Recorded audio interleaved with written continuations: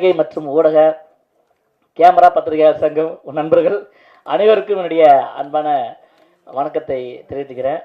முதல்ல இந்த நிகழ்ச்சி கொஞ்சம் தாமதமாக தொடங்கியிருக்கு. அதனால் ஒரு தொழில்நுட்ப கோளாறு காரணமாக அதுக்காக குழு சார்பாக உங்கள்கிட்ட மன்னிப்பு கேட்டுக்கிறேன்.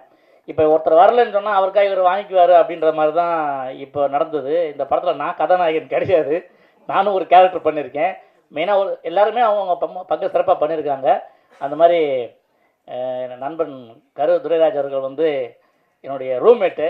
26 வருஷத்துக்கு முன்னாடி 99களில் நாங்கள்லாம் ஃபோட்டோ எடுத்துக்கிட்டு ஒவ்வொரு கம்பெனியாக ஏறி இறங்கியிருக்கிற டைம். ஒரு கட்டத்தில் நாங்களாம் தாக்கு பிடிச்சி அப்படி பண்ணிட்டோம். அவரும் அப்படியே ட்ரை பண்ணிட்டு அப்படியே போயிட்டு நிறைய பிஸ்னஸ்லாம் பண்ணிவிட்டு அதுக்கப்புறம் ரொம்ப நாள் கழித்து வந்து நண்பா இப்படி ஒரு படம் பண்ண போகிறோம் அப்படின்னு சொல்லி ஆரம்பித்ததான் அந்த படம். அந்த படத்தை ஆரம்பித்து ஒரு வேகத்தில் முடிச்சிட்டாரு. அதில் படம் சினிமா மட்டும்தான் எடுத்துக்கிட்டே கற்றுக்கிறது. ஸோ அது என்ன அப்படிங்கிறத நீங்கள் படம் பார்க்கும்போது தெரிஞ்சுங்க.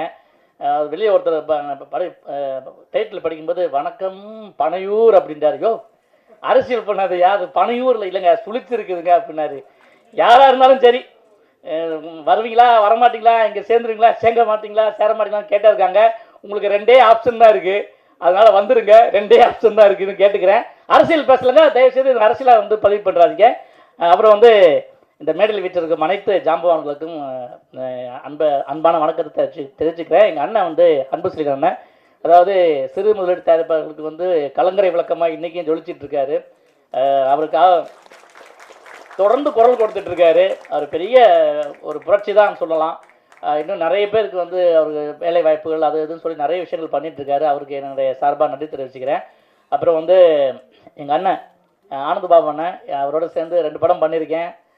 அடுத்த ஒரு படமும் பண்ண போகிறேன். எனக்கு என்ன விஷயம்னா, சின்ன வயசில் வந்து பாடுவானம் பாடி அந்த படம் பார்க்கும்போது ஒரு ஆசை இருந்தது, எப்படியாச்சும் வந்து இந்த மாதிரி ஒரு டான்ஸர் ஆகிடணும் இல்லைனா ஒரு ஆக்டர் ஆகிடணும் அப்படின்னு நினச்சேன்.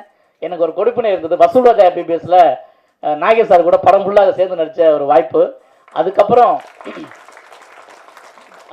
வந்து 1848 சண்டே அதுமா அது நான் சொல்கிறேன் இருக்காதுங்க. 1848ன்னு ஒரு படம். அந்த படத்தில் அண்ணனுக்கு பியாவை நடிச்சிருக்கேன்.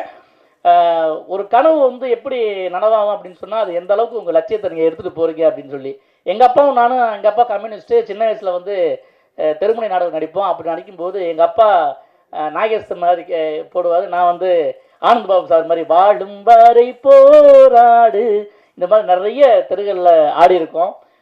அந்த கனவு அப்படியே நனவாகி அவர் அப்பா கூட நடிச்சிட்டேன், சார் கூட நடிச்சிட்டேன் அப்படிங்கிறது ரொம்ப பெருமையான விஷயம். அதெல்லாம் விட பெரிய விஷயம், நான் ஆடி ஒரு மிகப்பெரிய டான்ஸர் கீழேருந்து அதை பார்க்குற பாக்கியத்தை இறைவனுக்கு கொடுத்துருக்கேன். அதுக்காக இந்த பிரபஞ்சத்துக்கு நன்றி சொல்லிக்கிறேன். அப்புறம் வணக்கம் பண்ணையார், ஒரு புது முயற்சி இந்த படத்தை பற்றி சொல்லி ஆகணும். என்னென்னா, ஒரு மருத்துவ குழு வந்து கிராமத்துக்காக உதவி செய்கிறதுக்காக மருத்துவ உதவிகளுக்காக பயணப்படுறாங்க. அந்த ஊரில் நடக்கிற கதைகள் சம்பவங்களை ரொம்ப நகைச்சுவையாகவும் காமெடியாகவும் பண்ணியிருக்காரு. கிட்டத்தட்ட ஜனநாயகனுக்கு ஈக்குவலாக வந்து கட்டு வாங்கின படம். ஆனால் இந்த படம் வெளியே வந்து 50 கட்டு கொடுத்துருக்காங்க சென்சாரில்.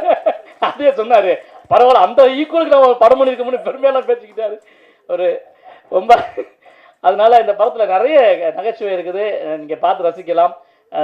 இந்த படத்தில் நடித்த அத்தனை தொழில்நுட்ப கலைஞர்கள், நடித்தவங்க என் கூட அஸ்வினி, கார்த்தியா இருக்கட்டும், எல்லாருக்குமே என்னுடைய நன்றியை தெரிவிச்சுக்கிறேன். எல்லாருக்கும் வந்து இவங்க தான் ஒரு நியூ கம்மர்ஸ், அதாவது முதல் குழந்தை மாதிரி தான் இந்த படம். ஆனால் அடுத்த படத்தில் நிறைய விஷயங்களை தெரிஞ்சுக்குவார், பண்ணுவார் கண்டிப்பாக. ஸோ நிகழ்ச்சிக்கு வந்திருக்க நம்ம அனைவரைக்கும் இன்னும் குழு சார்பாக மீண்டும் ஒரு வரவேற்பை நன்றி தெரிவிச்சுக்க விடைபெற. நன்றி, வணக்கம், தேங்க்யூ.